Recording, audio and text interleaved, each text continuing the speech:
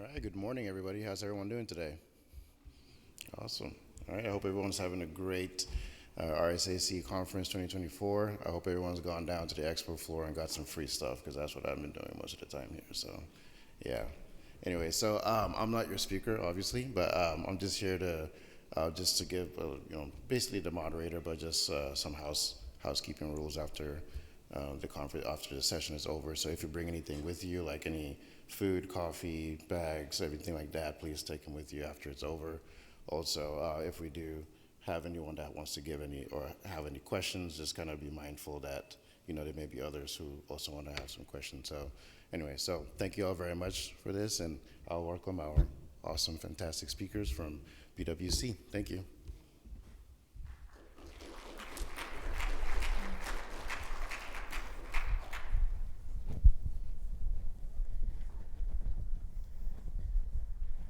All right, I think we're going to divide and conquer today. Hopefully, I've never used one of these. We'll see how it goes. All right, well, we really appreciate everyone coming today. We are going to be talking about some things that are near and dear to our heart, particularly how threat intelligence plays into incident response. We are going to cover it under the lens of the new SEC disclosure ruling. However, if you are not required to follow that rule, please do not run out of here because this has applicability to basically anyone who does IR. Okay, I'm Allison Wyckoff, so I lead our global threat intelligence practice at PwC for the Americas. I've been in the space I've been in this space over 20 years. It's just hard for me to admit. My background is in incident response, threat intelligence. I did a lot of network defense before I transitioned over to the consulting space. So I'm used to having these conversations on both sides, so I can empathize with the network defense folks in the room, and I can also nerd out on TI stuff if we want to as well. But I'm here with my colleague Sierra, and I'll let her introduce herself real quick. Hi everyone, I'm Sierra Stanchek. I've been with the PwC team since 2021. Before that, I was with the FBI for 12 years, so very excited to be here. This is our first RSA conference, so very honored to be with you all. Thank you for coming to our session. This is a big deal for us, and we very much appreciate your support and being willing to listen to us. We are dubbing ourselves today as the Material Girls, since we're talking about materiality, so you don't need to remember our names, just remember that we're the Material Girls of RSA C 2024. So thank you for joining us. Before we get started, I think it's important, while everyone's reading the disclaimer, to understand why our team is uniquely positioned to talk about this. So Sierra and I are on a global team that is 35 people now across 11 different countries, and we are intelligence analysts. So we do analysis on the threat landscape so we can then report back to our clients and the broader PwC practice on what's happening. So at this point, I think we have identified over 450 different threat actors from all over the place. So again, I think that uniquely positions us to talk a bit about what we're here to do today. So, agenda. We're going to go over the SEC disclosure rule from the layman's point of view, because again, I'm not a regulator. I am a TI analyst type person. We're going to talk a little bit about TI and the materiality determinations, like how that all comes in to play. My favorite part of this, and the part that we really had a fun time putting together, is the case studies. So we're going to walk through a couple of scenarios where we'll leave it to you to determine, is this incident material and what makes it material. And then finally, we're obviously going to wrap it all up with how do you build these capabilities in-house, and leave you with some things that you can take away from this fabulous week. Okay, now, like I said, I am not an expert on SEC rules, but I do have a lot of experience in incident response. Let's go over the new rule, again, layman's terms. So December 2023, there's a new ruling that goes into place from the SEC about disclosing cyber incidents. Now, this is not new. We've had to disclose cyber incidents per SEC rules for a while. But what is new is the time period. And this is what actually kept the rule from coming into full approval whatever they call it, because again, I'm not an SEC person. So what does this say? This says you must disclose an incident within 4 days of determining materiality. So 4 days of determining materiality, not 4 days from when the incident happened, not 4 days from when you discovered it, 4 days from when it was deemed material. We've got a ton, there we go. We've got a ton of thought leadership on this if you want to read more on our views, but I think the real thing is what is materiality? So again, materiality is a fact that would be of interest, in this case, to your investors. Again, if you are not required to follow the SEC rule, swap out investor with board, with clients. So that's a little vague. The other piece that I think is really interesting with this new ruling is a fact is considered material if it changes the total mix of information. So let's say you learn something about an incident that completely changes the totality of the incident. So maybe it wasn't material before, but you've got a new piece of information from that incident that then changes it. So that makes it very, very interesting and a bit challenging if you're in this particular space. Walking it back a little bit, you've got to be objective when you're doing analysis of an incident. And how do you determine, or how do you do this, right? So I think we got a pretty good handle on the quantitative factors in an incident. What did we lose? How much data did we lose? How many credentials were gone? Were those key aspects of our organization? That's pretty clear. It's the qualitative stuff that I think is pretty challenging to determine because it's a little bit softer, right? Is this going to impact our competitiveness? Is this going to cause regulatory fines? Are we going to have, it's going to be an impact on the business value. So I think that we've seen over and over again where stock takes a hit sometimes if we have an incident that's occurred for an organization. So these are all the different factors in determining materiality or impact or severity of an incident. Okay, I'm going to hand it over to Sierra now for a bit. So I'm going to bring in a little bit about what this means in the context of threat intelligence, starting with what threat intelligence is. And just to kind of emphasize what Allison just spoke about, this is all very important, even if your organization doesn't necessarily have to report, but the threat actors are watching this as well. So we saw a very interesting incident last year where a ransomware threat actor known as AlphaV actually filed a complaint against one of their victims, alleging that they did not disclose. Whether or not that was true, you really can't trust cyber criminals, so, but it still is out in the open, has an impact, and it's a very messy situation. So part of what threat intelligence tries to do is tries to add clarity to the totality of this situation. What is the threat? How does it fit in the context of your business? And what does the incident actually mean for your organization in the near and long term? So level setting a bit on what threat intelligence is, if you're in this space, you generally see it divided up into these 3 categories: tactical, operational, and strategic. I'm not going to belabor the point on these. Really, threat intelligence is what are the adversaries doing? What are their resources? What have they done in the past? What are their capabilities? Why are they targeting organizations? Why are they doing what they do? Who are their ultimate benefactors? And piecing this together so that organizations can really grapple this threat landscape that seems to be evolving and iterating over time in a more cohesive and prioritized and focused fashion, because resources are finite. So breaking down threat intelligence from a tactical level, these are the bits and bytes, the specific discrete incidents that we are tracking from a threat actor perspective.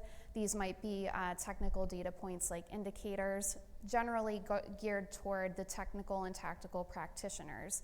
Operational is bringing that level up a bit and linking together discrete incidents into what could be campaigns or larger operations where multiple elements of your industry or even multiple elements of your environment are being targeted. And that's not just the technical elements. That could be reconnaissance, for instance, on social media against your employees or even your clients. And then we bring it up a level, which this is near and dear to my heart, strategic analysis. So bringing this into the context of what's happening around the world, what's happening in certain countries, or even with technology that is changing the threat landscape and changing how threat actors behave. I don't know if you've heard about this thing called AI this week, but really obscure term. But I'm just kidding. But we see threat actors increasingly experimenting with this and now actually operationalizing it, and that adds a whole other layer to the threat landscape. So really, threat intelligence is here to make sense of that and help you focus your efforts and resources, again, in the near and long term. So threat intelligence itself is a life cycle. It's iterative. We're looking constantly at those technical indicators, those discrete events. We're layering that in with who may be behind those events, how are they doing it, what are their tools, tactics, and procedures, if you see TTPs being thrown around this week at all, or in threat intelligence reports. Then we want to know who and why is behind this, and we'll get into that a little bit later. And then most importantly, what's next? What does this mean for the future of your business, your future operations? What does it mean for the future of the threat landscape and how it's changing, and how can we track this more cohesively? As part of this iterative process, threat intelligence is constantly asking a lot of different questions and working with a lot of different internal and external stakeholders. And so some of these might be during an incident, you'll see it clearly. What was the nature of the incident? Threat intelligence is asking what happened, how was it discovered, what did the threat actor actually do? And then when we're looking at the characteristics of the threat actor, threat intelligence is really key into finding out more information about what might motivate this threat actor, what its capabilities are, because your response is going to be very different if you get a sense that this is an opportunistic cyber criminal versus a very well-funded, highly sophisticated, or even just highly persistent and motivated state-sponsored threat actor. Then we're going to look at the systems and information compromise. So from a threat intelligence perspective, if the threat actor compromised client information, that could mean a few different things. If the threat actor compromised proprietary information that you really did not want seeing the light of day, that is another thing that we really need to consider, and what are the second and third order effects of that disclosure? What does that mean for the crown jewels of your business and what your future operations and business decisions look like? Then timeline and response. So in the context of an incident, threat intelligence is asking, how did you find it? When did you learn about it? How long was the threat actor in the environment, do you think, before it was discovered? Are there other incidents that have happened around the same time frame or even beforehand that might be linked to this incident that we need to care about? And then finally, what was the ongoing effect from the incident or the issue, and what does it mean for the future? How long is it going to take for our organization to recover? What does it mean if that information that was stolen from your organization has been posted online and archived by an unknown number of third parties? These are all the types of questions that we within threat intelligence want to piece together what the totality of the incident looks like, and this is where it really comes into play. So if we're looking at this in the context of a discrete incident, let's say that you discovered something on your network, you found out it was malicious, or that there was an issue with a compromise or a disclosure, and then threat intelligence comes in and starts documenting the facts. What are the knowns versus the unknowns? Threat intelligence is really great at asking questions to identify gaps that can inform your next steps for analysis and response. Then threat intelligence is basically going to link together and connect the dots from these discrete incidents into some kind of cohesive picture of what we know happened, what the short-term impact was, what are the potential impacts, and what needs to happen next from a number of different standpoints. And then one of the most important things that threat intelligence will do in the context of an incident and even beyond is contextualizing this for your organization, because not all incidents mean the same thing to different organizations. And so threat intelligence is really key to layering in why a certain disclosure of pieces of information or a compromise of a specific technology is going to be more of concern or maybe of less concern to your organization. Contextualization is really key with threat intelligence and one of the biggest values of having an internal threat intelligence capability within your company. And then finally, threat intelligence is going to help inform any kind of impact or damage assessments. Like I described earlier, if you had a compromise of client information, for instance, it was posted on a leak site or in some other public venue or even just shared in cyber criminal forums, what does that mean in the near term for your due diligence and for your reporting to those clients? Obviously, a materiality determination needs to come into play, but what does it mean in the long term for future clients, future relationships, and just maintaining that reputation and trust with this compromise being very public in some cases? And so what's really great about threat intelligence beyond that is it's not only connecting the dots within the context of an incident, but also throughout your organization. So during an incident, like I said, threat intelligence will go through a number of processes.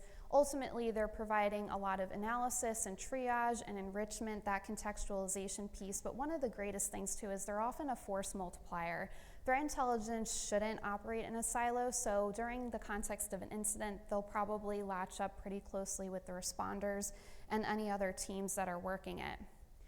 Again, on the detection side, they could also be working with them very closely during an incident or even before it actually happens.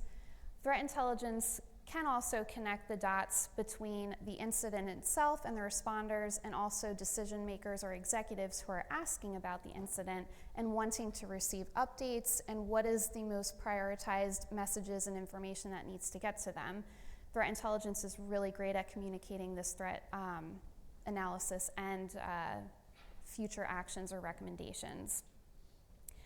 After an incident, threat intelligence is going to pull this analysis and observations into the broader corpus of what threat intelligence is tracking. So what does this mean for this threat actor? What is the broader implications for the sector or industry?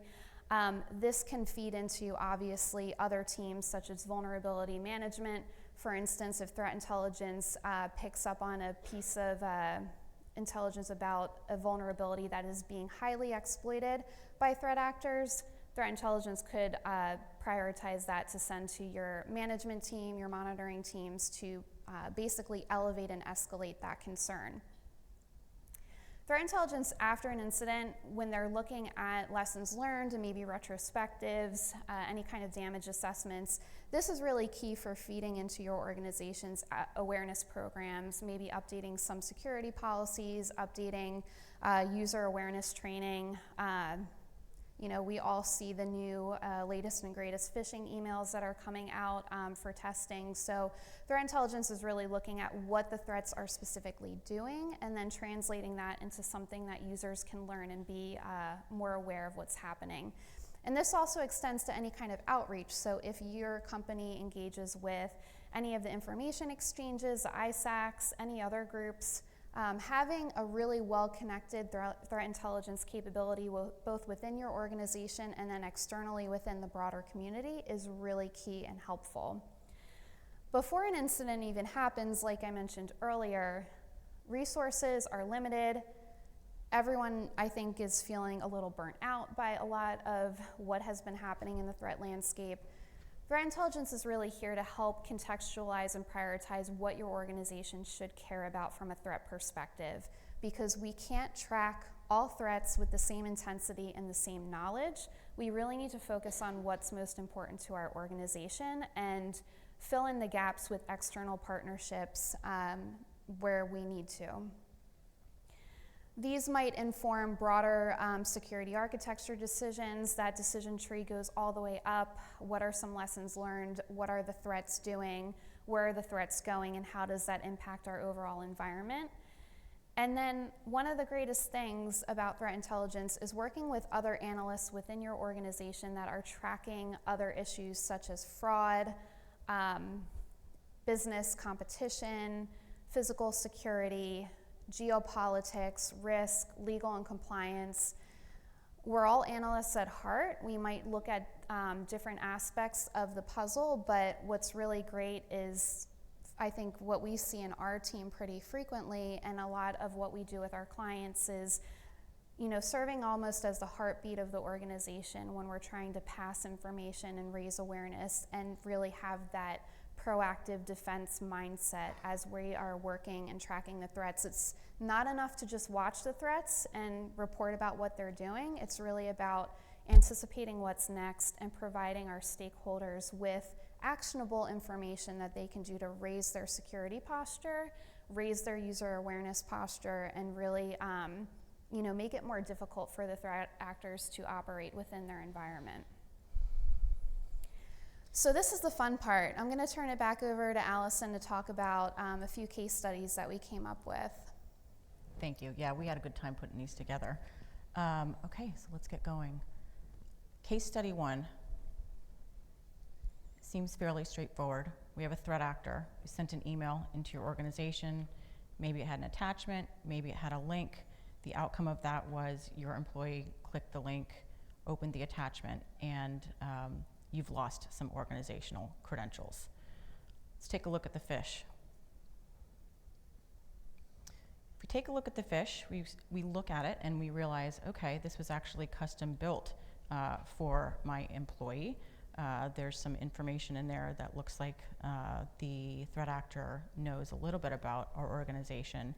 And then when we take a look at the attachment itself, we see that it is in Ukrainian, and the theme of the message and email itself aligns to current events. So, is this material? You know the organizational credentials are gone. Now we've got the context of the phish itself. What if I tell you this was a mass opportunistic phishing campaign? What if you only had a handful of employees who got this phish? Where were they in your organization? Who did they work for? Do you have operations in different parts of the world where this phishing incident might mean something a little bit more significant to your business or not? So these are all the things that we're thinking of. And again, we're not going to say whether we think something is material or not. We're going to let you think about it within the context of your organization. Okay, case study number 2. There we go. This one's a little bit more linear. So we have a threat actor that's scanning the internet for vulnerabilities. Now, obviously, we have seen a ton of that in the last 18 months with all the exploitation of zero-day vulnerabilities, as well as a lot of focus on VPN software. So the threat actor finds that you have a vulnerable publicly facing application. They launch their exploit script. We see some custom and off-the-shelf tooling in your environment. So PowerShell, Mimikatz, we all know where this is going, right? Credentials get harvested and collected. Privileges get escalated. Threat actor moves laterally within your network. We see some command and control activity. And at this point, we see the exfiltration of documents and a possible staging for ransomware deployment. Now this seems pretty straightforward, right? It's probably just a ransomware actor. Well, what if I told you that this was actually the activity of a threat actor that we call YellowDev24? So this is an Iran-based threat actor that has multiple motivations in terms of their operations.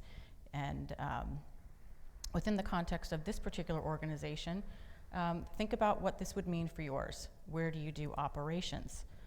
What kind of information do you have? Like, at what point is this an incident? What if the threat actor didn't get so far as to exfiltrate information from your environment or put the ransomware within your environment? Is it material? Is it material if it's on your OT systems? Is it material if it's limited to one particular part regionally of your organization, or does it matter? Food for thought. Okay. Okay, so I'm going to pick up with our third case study. So let's just take a moment and envision that we're an organization with a client who receives a request from your company to have a video call within the near future to discuss a new payment system that was put into place because of some security issues. So your client receives this request and decides, yeah, if there's an issue, we definitely want to hear more about it, so they agree to the call. And so basically they set up the call and meet with who basically is the chief financial officer for your company, which the client is a little bit surprised to meet with this executive, but your CFO is basically saying, hey, I know this is an inconvenience, I know this is last minute, but I really wanted to explain the reason why we're switching to this billing system, and you should expect an updated invoice as a consequence of this shift. Again, it's for security issues. CFO is super apologetic to your client and just appreciates their flexibility. So, do we see any red flags with any of this so far? So your client receives the invoice and notices a minor discrepancy in how much is being charged, and decides to pick up the phone and make a phone call to your company, and usually the contact that they deal with, to just get some clarification. And your employee who receives this phone call is basically unaware of this billing system changeover, doesn't really understand the context of it, and basically says to your client, hey, sit tight. We're going to look into this a little bit more and get some clarification, but please, don't make the payment yet. Let's just verify on our side why that discrepancy happened. So what do we start thinking may be happening in this situation? So in this case study, what we're talking about is pretty much like a standard BEC impersonation scam. But the fact that they met with your CFO in a video call raises some red flags. You talk to the CFO and they're like, we did not meet with this client. We did not have this call. And so in a separate incident within your organization, you're tracking an insider that was doing some interesting downloads of large files, some interesting invoice issues, and you come to find out that your company basically had an internal webcast for all of your employees that featured some key executives, and there was an employee who basically downloaded that content to then feed into a creator to create a deep fake of your executive, and then basically target your clients for fraud and pick up some extra money. So Before we move off that slide, let's go back for a second. I knew I was going to do this. Do these people look familiar? Have you seen them at this conference at all? They do not exist. These are AI-generated pictures that we saw and unrelated to this case study investigation we did. We thought it'd be fun to lace them in. Yeah. So obviously this is not the deep fake footage, but the threat actors, the tools, deepfakes and Gen AI in general, I think we're seeing really, really incredible advancements in a short period of time, but where we're also seeing issues is the gap between what those advancements mean for a security standpoint. So do we have the detections, the mitigations, the processes in place? The technology itself is amazing, but it is outpacing our ability to grapple with this. And so was this a material incident? It basically targeted your client. It had a malicious insider who was attempting to do this, and not only just to defraud your clients, but also taking information off of your company's network to then feed into whatever Gen AI tool of the day they found to create this deep fake. And then if the client paid the invoice, would that change materiality versus if, obviously in this case study, the client detected something was wrong and flagged it and they didn't pay the invoice, is this still a material incident? These are all the questions that threat intelligence is going to help inform, especially as we see, continuation of BEC and these similar cases of fraud really being a serious issue, even if it's not necessarily making headlines as frequently as some other threats like ransomware. Alrighty, we got a couple more. Oh, case study number 4. There we go. All right, so back in 2022, you had some credentials that showed up on the dark web for your organization. You investigated the activity, and you determined that it wasn't actually credentials for your organization. It was employees that were using their corporate email address for various purposes. Now, we know they never do that. This is not a realistic incident, right? But you did analysis on the activity. You realized that, okay, this isn't actually an incident for us. It's not material. We're going to move on. Flash forward to 2024. We've got the new ruling in place that is a little bit broader in terms of how we should be reporting things, and now we have got credentials that look a lot like the ones you investigated back in 2022 showing up on the dark web. And not only is it showing up on a dark web forum, it's showing up on a dark web forum that a lot of people watch, and now it's being reported on social media that you have had a breach within your organization. Was this a material incident? Would you report this? Would your investors care about this, or board level folks care about this? Might they have questions? Think about how you'd handle something like this in your organization. Okay, last one. I call this one whack-a-mole. Okay. So we're going to take a bunch of disparate events and see if they mean anything, and we'll talk a bit more about totality. So we really are picking on credentials, which I didn't really think about until just now, but here we are. So we've got credentials that left your organization. Again, it's a rough time. In other parts of the organization, we're seeing Bloodhound. We're seeing some scheduled tasks crop up that shouldn't be there, as well as some registry keys. Let's talk about what actually happened. So the organizational credentials had been taken and were brokered out to a ransomware affiliate that we call White Velis, who then currently is using the Lockbit scheme, which, if folks don't know, that's back with a vengeance. And they have used these credentials to get into your environment via a remote desktop connection. Cobalt Strike is put in your environment. They fingerprint systems. They establish persistence. They get a domain account. And we see some custom tools deployed, as well as staging or potential detonation of ransomware. Let's say you didn't have the ransomware deployed on your environment, in your environment. Was this an incident? You haven't had ransomware.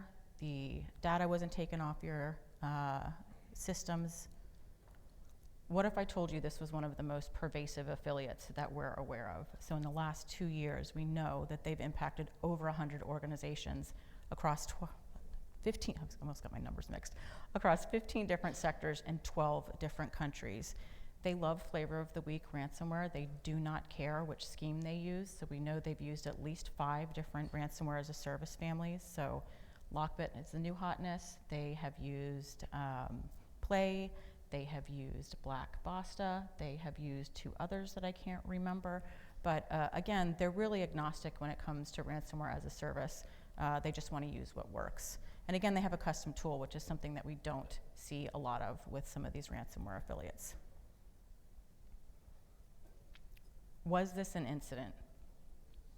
Would you be able to tie all of that together within your organization to know what you were dealing with, or were these just disparate incidents across your network? At what point in that entire process, or the entire attack chain that we went through, would you think, hey, this is an incident, or this is material? Back over to Sierra. Thank you. So I really like that case study a lot because Lockbit is coincidentally, even today, very active for a number of reasons. And we believe they're actually leaking victims that were under the impression that they would not be public.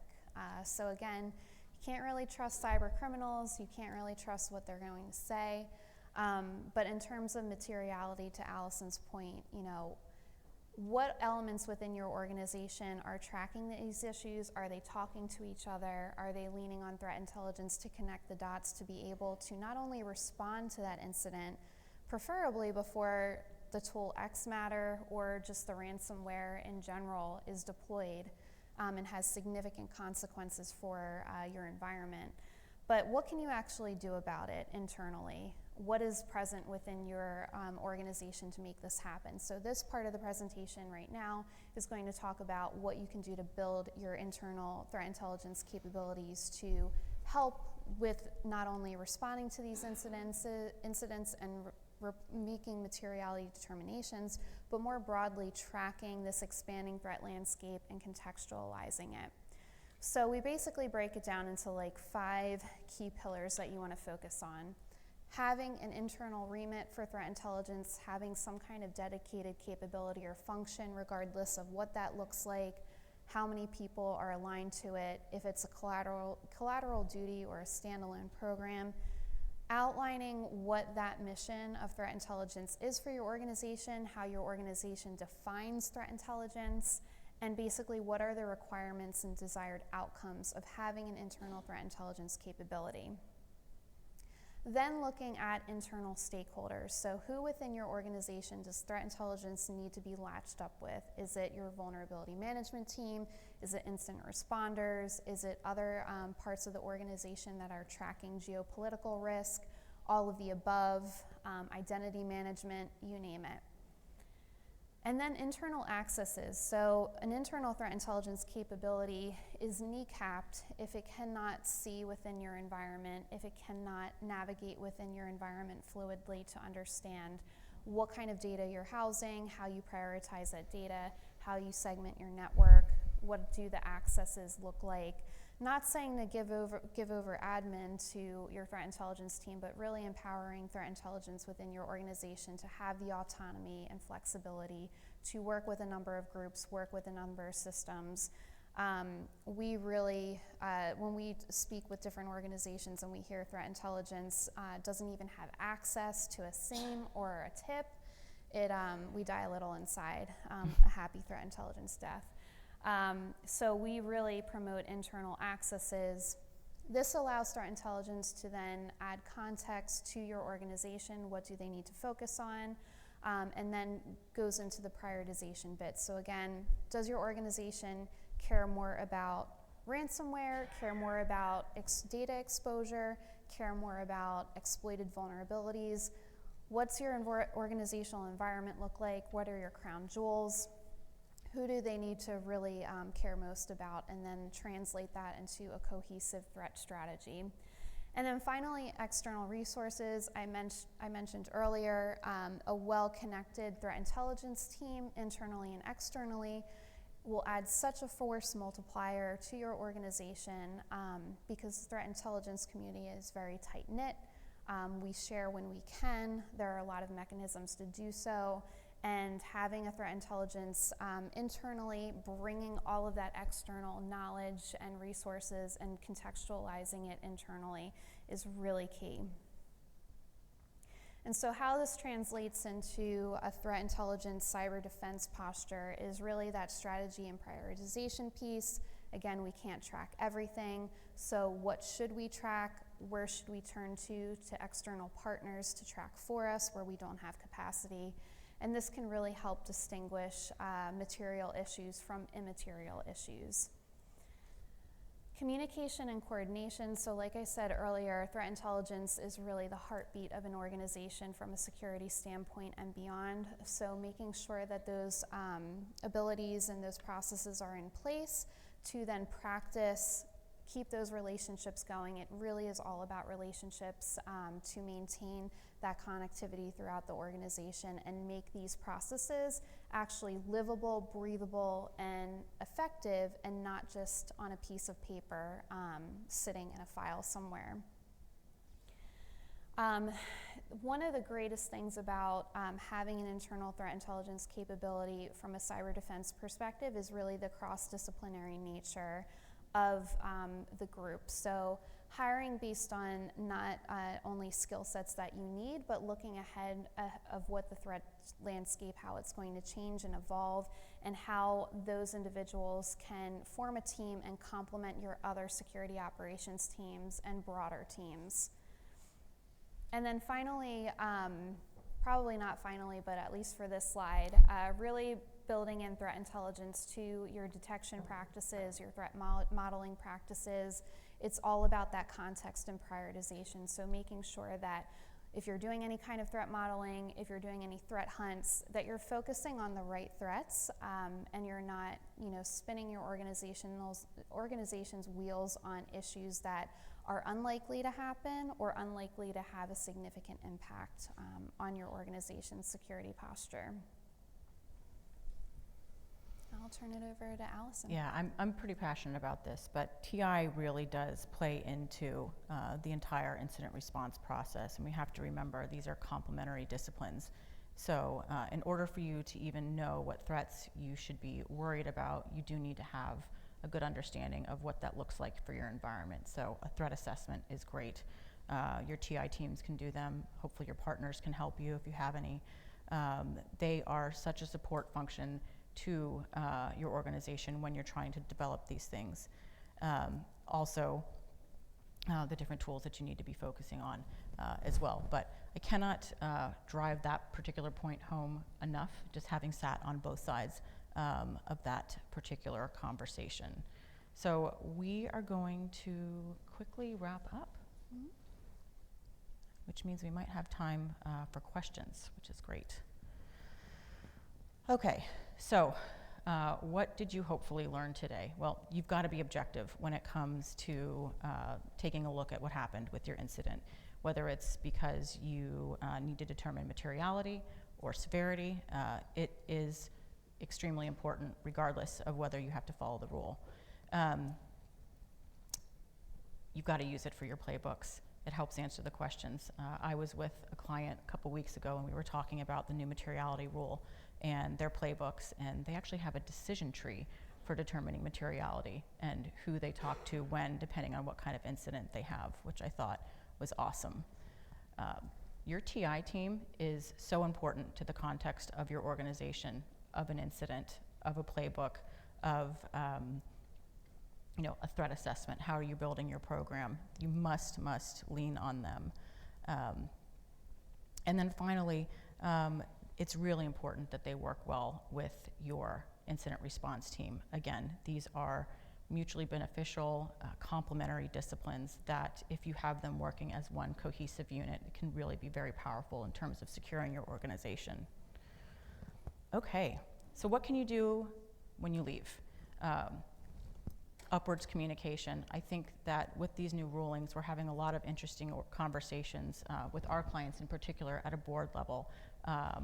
What should they be worried about? What does the threat landscape look like? I don't think that you can communicate enough of how important the threat landscape is to an organization under the context of your organization. I think most of us have had to deal with the news that hits, and then we're answering 10,000 questions.